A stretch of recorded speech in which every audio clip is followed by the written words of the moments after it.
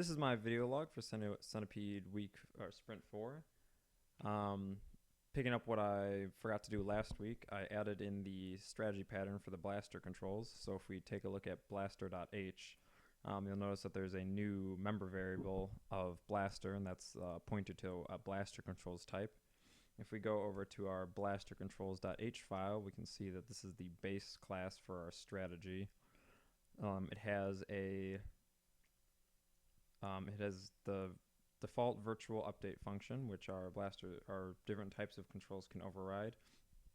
Currently, there's only the blaster controls keyboard. So if we go to blaster controls keyboard.cpp, we'll see that it just takes in the key input events and converts them to the movement the blaster needs to take. As you might have noticed, that means that the blaster needs to be able to register, or the input needs to be able to register for keyboard input. So in my case, I actually did make the blaster controls a game object. Now, why don't we go ahead and hit play and see what else I've done for this sprint. Starting off, if we hit the L key, we can spawn a little scorpion that will wiggle its way across the screen. Since we'll give that a second, and if we hit K, we'll also get a flea that'll come and drop down and spawn stuff. And now, there we go. So the scorpion turned the mushroom into a poison mushroom, and the centipede dropped down to the bottom. And if we go ahead and shoot the centipede, we'll see that the centipede splits correctly. And if we give it see if we can get some shots, yeah. Also, completely destroy the centipede and get down to one head and kill that guy. And the last critter that we had to have done was the spider. And if we hit J, we'll see that spider isn't quite done. The spider only goes side to side. It doesn't do the actual spidery movement.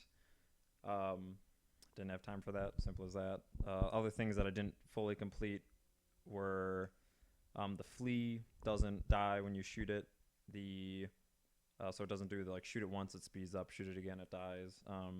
Scorpion doesn't die when you shoot it. That's not because it's difficult. I just forgot to add that.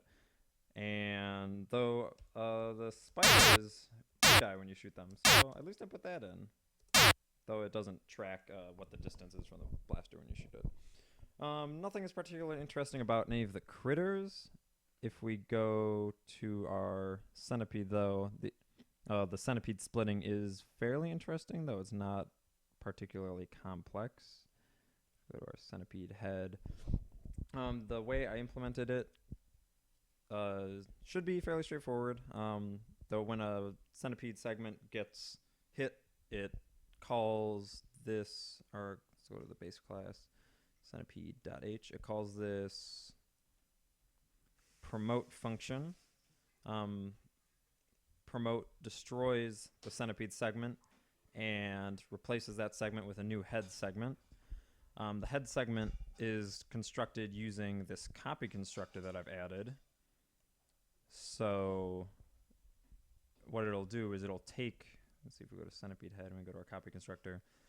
The centipede head will take all of the, I added this copy constructor to the centipede base class. So if we go to centipede.cpp, we'll see that the centipede base class now has a copy constructor.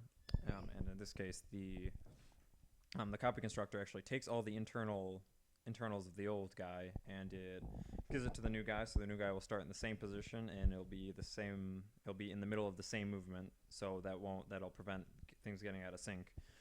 But then he empties out his entire queue otherwise and actually does this one last interesting thing, which is purge follower queues.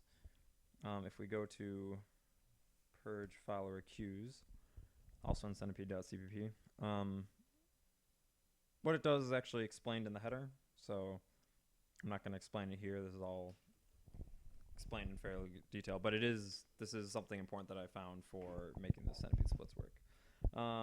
Other than what I mentioned, I got everything done for this sprint, so that is all I need to mention. Bye.